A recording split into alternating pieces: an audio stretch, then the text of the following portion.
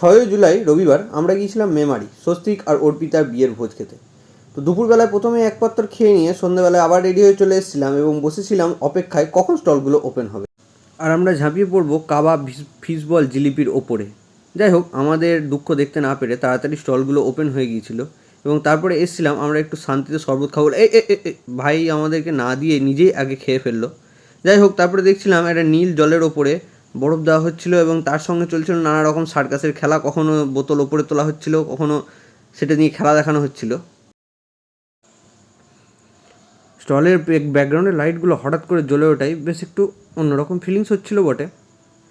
যাই হোক, যে জিনিসটা তৈরি হলো সেটা আমি প্রথমে না খেয়ে ওকে দিয়েছিলাম টেস্ট করতে এবং পরে জানতে পারলাম ওটার নাম নাকি ব্লু লেগুন।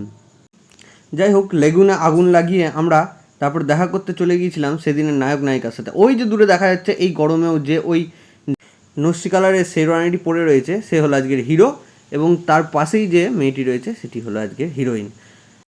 এই বিয়েবাড়িতে ছাতার একটা সুন্দর ব্যবহার আমরা দেখতে পেলাম। বাইরে যেমন রোদ আটকানোর জন্য ছাতা ব্যবহার করা হয়, এখানেও সেরকম আলোর গরম আটকানোর জন্য ছাতাগুলো সুন্দর ব্যবহার করা হচ্ছিল। নিচের তলায় বেশ ভিড় জমে উঠেছিল। স্টলগুলোর ফুচকা, কাবাব, ফিশবল শেষ করার জন্য সবাই প্রায় উঠে পড়ে লেগেছিল। আমরাও আর বেশি সময় না কাটিয়ে এবার মনোনিবেশ করতে চাইছিলাম মেন স্ট্রিমের দিকে। তো মেন স্ট্রিমের জন্য আমরা বসে পড়েছিলাম। সেখানে প্রথমেই দেওয়া হয়েছিল একটি করে আইফোন। যে আইফোনে কেবলমাত্র একটাই মেনু ছিল সেদিন, রাতের মেনু, আর কোনো অ্যাপস তাতে ছিল না। দাঁতের ফাঁকে মাংস ঢুকে গেলে গলদা চিংড়ির ভেতরে এত বড় বড় একটা করে কাঠি দেওয়া হয়েছিল মাংস বের করার জন্য। সাদা ড্রেস পরা একদল লোক খুব ভালোবেসে আপনজনের মতন খাইয়েছিল, তাই তাদের অনুরোধ না করতে পারিনি। এক পেট খেয়ে তারপরে গরম জলের একটা বাটিতে একটা ওষুধ দেওয়া হলো। অদ্ভুত ব্যাপার, দেখলাম ওষুধটা জলে দিতেই কেমন ফুলে ফেপে একটা কাগজ হয়ে গেল।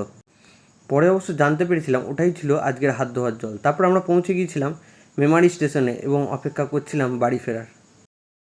ওই বিড়ালটাও আমাদের সঙ্গে বাড়ি ফেরার জন্য মনে হয় ট্রেনের অপেক্ষা করছিল। আমি তাই পেছন পেছন জানতে গেলাম যে কোন স্টেশনে নামবে এবং ট্রেনটা কোন দিক থেকে আসবে। আমাকে কোনো কথার জবাব না দিয়ে নিজের মতন চলে গেল। এবার আমরা ট্রেনে উঠে পড়েছিলাম।